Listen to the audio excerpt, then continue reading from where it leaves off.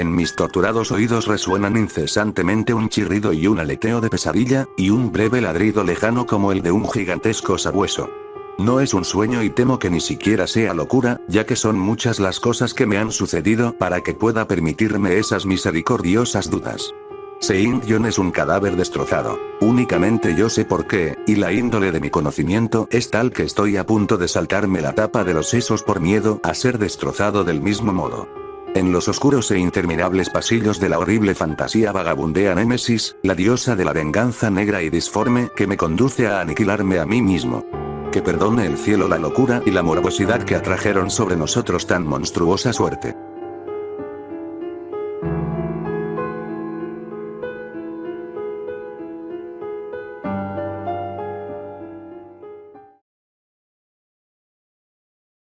Hartos ya con los tópicos de un mundo prosaico, donde incluso los placeres del romance y de la aventura pierden rápidamente su atractivo, Seong-yeon y yo habíamos seguido con entusiasmo todos los movimientos estéticos e intelectuales que prometían terminar con nuestro insoportable aburrimiento. Los enigmas de los simbolistas y los éxtasis de los prerrafaelistas fueron nuestros en su época, pero cada nueva moda quedaba vaciada demasiado pronto de su atrayente novedad. No puedo revelar los detalles de nuestras impresionantes expediciones, ni catalogar siquiera en parte el valor de los trofeos que adornaban el anónimo museo que preparamos en la enorme casa donde vivíamos Seong-yeon y yo, solos y sin criados. Nuestro museo era un lugar sacrílego, increíble, donde con el gusto satánico de neuróticos habíamos reunido un universo de terror y de putrefacción para excitar nuestras viciosas sensibilidades. Era una estancia secreta, subterránea, donde unos enormes demonios alados esculpidos en basalto y ónice vomitaban por sus bocas abiertas una extraña luz verdosa y anaranjada, en tanto que unas tuberías ocultas hacían llegar hasta nosotros los olores que nuestro estado de ánimo apetecía. A veces el aroma de pálidos lirios fúnebres, a veces el narcótico incienso de unos funerales en un imaginario templo oriental, y a veces la espantosa fetidez de una tumba descubierta. Alrededor de las paredes de aquella repulsiva estancia había féretros de antiguas momias alternando con hermosos cadáveres que tenían una apariencia de vida, perfectamente embalsamados por el arte del moderno taxidermista, y con lápidas mortuorias arrancadas de los cementerios más antiguos del mundo. Aquí y allá, unas hornacinas contenían cráneos de todas las formas, y cabezas conservadas en diversas fases de descomposición. Allí podían encontrarse las podridas y calvas coronillas de famosos nobles, y las tiernas cabecitas doradas de niños recién enterrados. Había allí estatuas y cuadros, todos de temas perversos y algunos realizados por Seong-yeon y por mí mismo. Un portafolio cerrado, encuadernado con piel humana curtida, contenía ciertos dibujos atribuidos a Goya y que el artista no se había atrevido a publicar. Había allí nauseabundos instrumentos musicales, de cuerda, de metal y de viento, en los cuales Seong-yeon y yo producíamos a veces disonancias de exquisita morbosidad y diabólica lividez. Y en una multitud de armarios de caoba reposaba la más increíble colección de objetos sepulcrales nunca reunidos por la locura y perversión humanas. Acerca de esa colección debo guardar un especial silencio. Afortunadamente, tuve el valor de destruirla mucho antes de pensar en destruirme a mí mismo. Las expediciones, en el curso de las cuales recogíamos nuestros nefandos tesoros, eran siempre memorables acontecimientos desde el punto de vista artístico. No éramos vulgares vampiros, sino que trabajábamos únicamente bajo determinadas condiciones de humor, paisaje, medio ambiente, tiempo, estación del año y claridad lunar. Aquellos pasatiempos eran para nosotros la forma más exquisita de expresión estética, y concedíamos a sus detalles un minucioso cuidado técnico. Una hora inadecuada, un pobre efecto de luz o una torpe manipulación del húmedo césped, destruían para nosotros la extasiante sensación que acompañaba a la exhumación de algún ominoso secreto de la Tierra. Nuestra búsqueda de nuevos escenarios y condiciones excitantes era febril e insaciable. Seong-yeon abría siempre la marcha, y fue él quien descubrió el maldito lugar que acarreó sobre nosotros una espantosa e inevitable fatalidad. ¿Qué desdichado destino nos atrajo hasta aquel horrible cementerio holandés? Creo que fue el oscuro rumor, la leyenda acerca de alguien que llevaba enterrado allí 5 siglos, alguien que en su época fue un saqueador de tumbas y había robado un valioso objeto del sepulcro de un poderoso. Recuerdo la escena en aquellos momentos finales. La pálida luna otoñal sobre las tumbas, proyectando sombras alargadas y horribles. Los grotescos árboles, cuyas ramas descendían tristemente hasta unirse con el descuidado césped y las estropeadas losas. Las legiones de murciélagos que volaban contra la luna. La antigua capilla cubierta de hiedra y apuntando con un dedo espectral al pálido cielo. Los fosforescentes insectos que danzaban como fuegos fatuos bajo las tejas de un alejado rincón. Los olores a moho, a vegetación y a cosas menos explicables que se mezclaban débilmente con la brisa nocturna procedente de lejanos mares y pantanos. Y, lo peor de todo, el triste aullido de algún gigantesco sabueso al cual no podíamos ver ni situar de un modo concreto.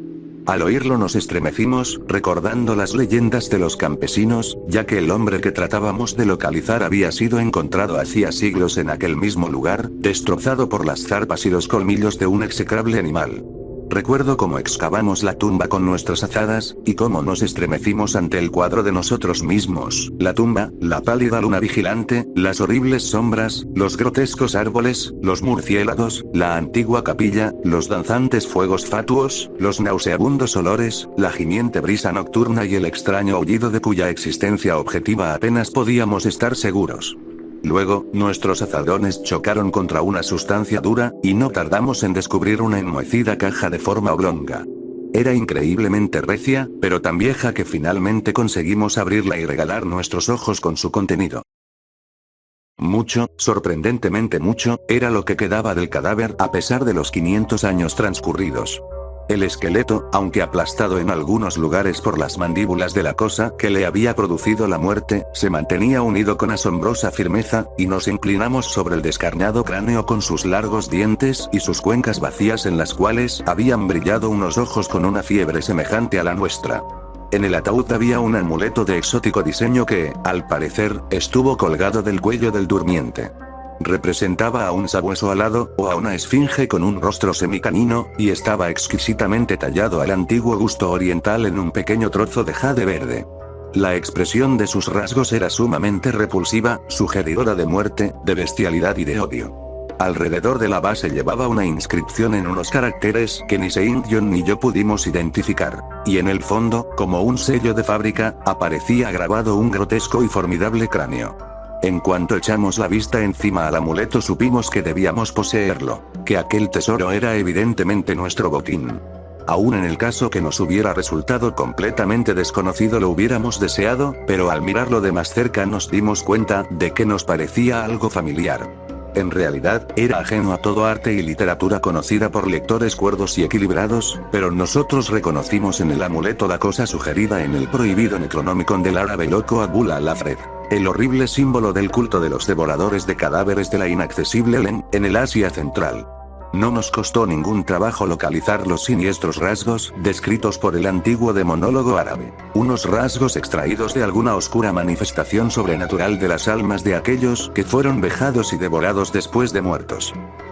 Apoderándonos del objeto de jade verde, dirigimos una última mirada al cavernoso cráneo de su propietario y cerramos la tumba, volviendo a dejarla tal como la habíamos encontrado.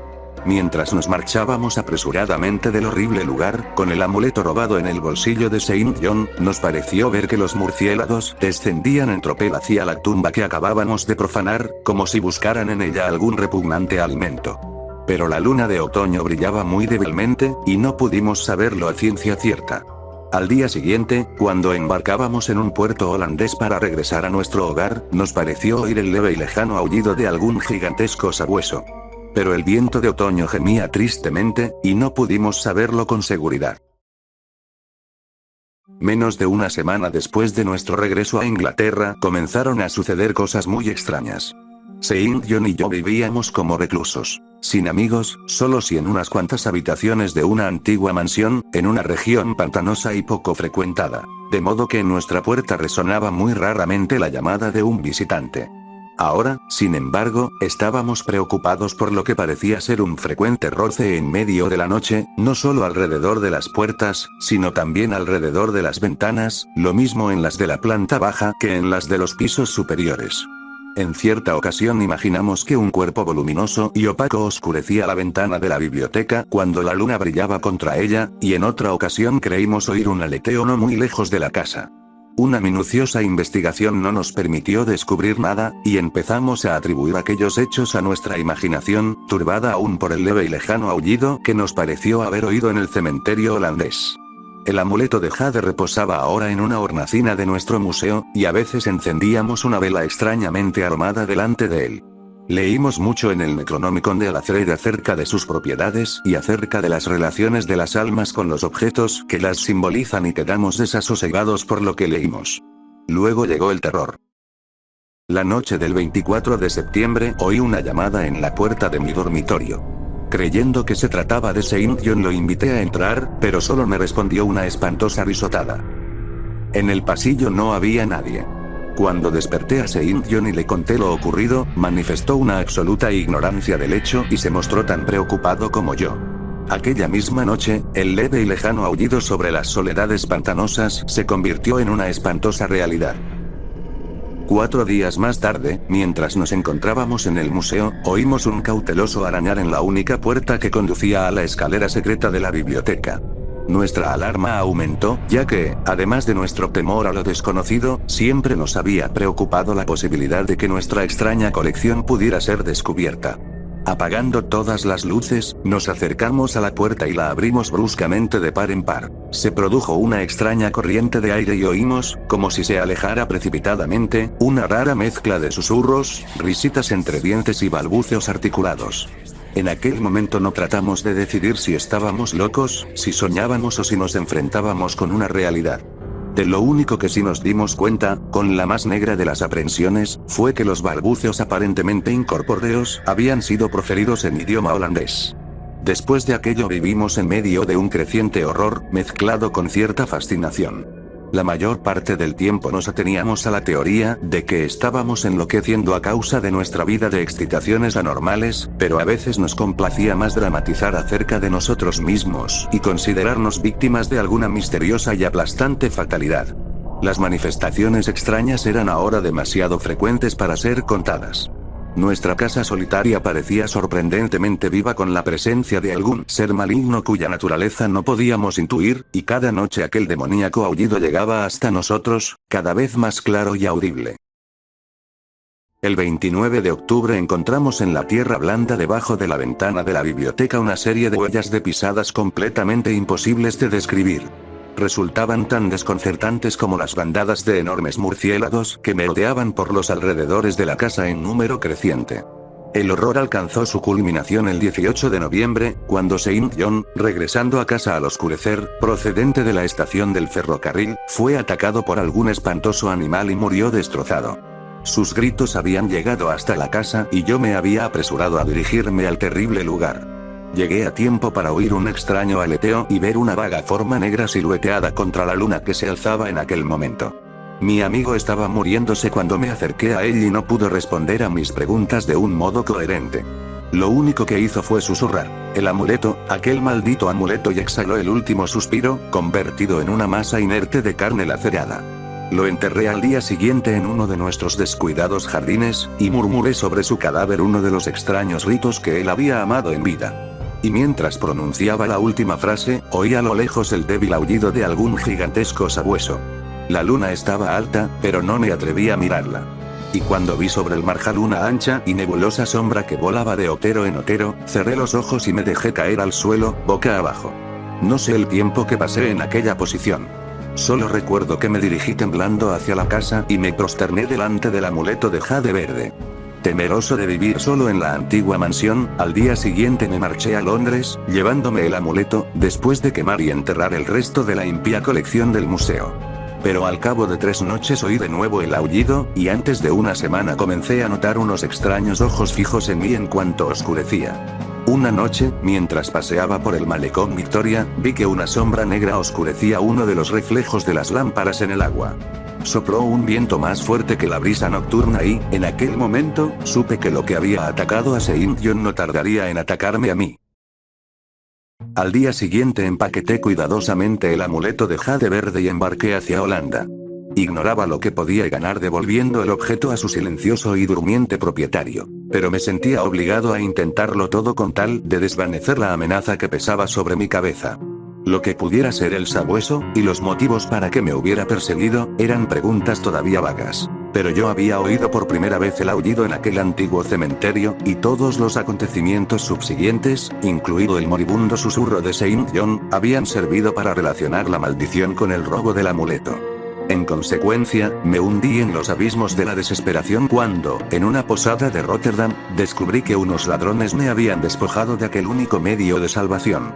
Aquella noche, el aullido fue más audible, y por la mañana leí en el periódico un espantoso suceso acaecido en el barrio más pobre de la ciudad. En una miserable vivienda habitada por unos ladrones, toda una familia había sido despedazada por un animal desconocido que no dejó ningún rastro. Los vecinos habían oído durante toda la noche un leve, profundo e insistente sonido, semejante al aullido de un gigantesco sabueso. Al anochecer me dirigí de nuevo al cementerio, donde una pálida luna invernal proyectaba espantosas sombras, y los árboles sin hojas inclinaban tristemente sus ramas hacia la marchita hierba y las estropeadas losas. La capilla cubierta de hiedra apuntaba al cielo un dedo burlón y la brisa nocturna gemía de un modo monótono procedente de helados marjales y frígidos mares. El aullido era ahora muy débil y cesó por completo mientras me acercaba a la tumba que unos meses antes había profanado, ahuyentando a los murciélagos que habían estado volando curiosamente alrededor del sepulcro. No sé por qué había acudido allí, a menos que fuera para rezar o para murmurar dementes explicaciones y disculpas al tranquilo y blanco esqueleto que reposaba en su interior. Pero, cualesquiera que fueran mis motivos, ataqué el suelo medio helado con una desesperación parcialmente mía y parcialmente de una voluntad dominante ajena a mí mismo. La excavación resultó mucho más fácil de lo que había esperado, aunque en un momento determinado me encontré con una extraña interrupción. Un esquelético buitre descendió del frío cielo y picoteó frenéticamente en la tierra de la tumba hasta que lo maté con un golpe de azada. Finalmente dejé al descubierto la caja oblonga y saqué la enmohecida tapa.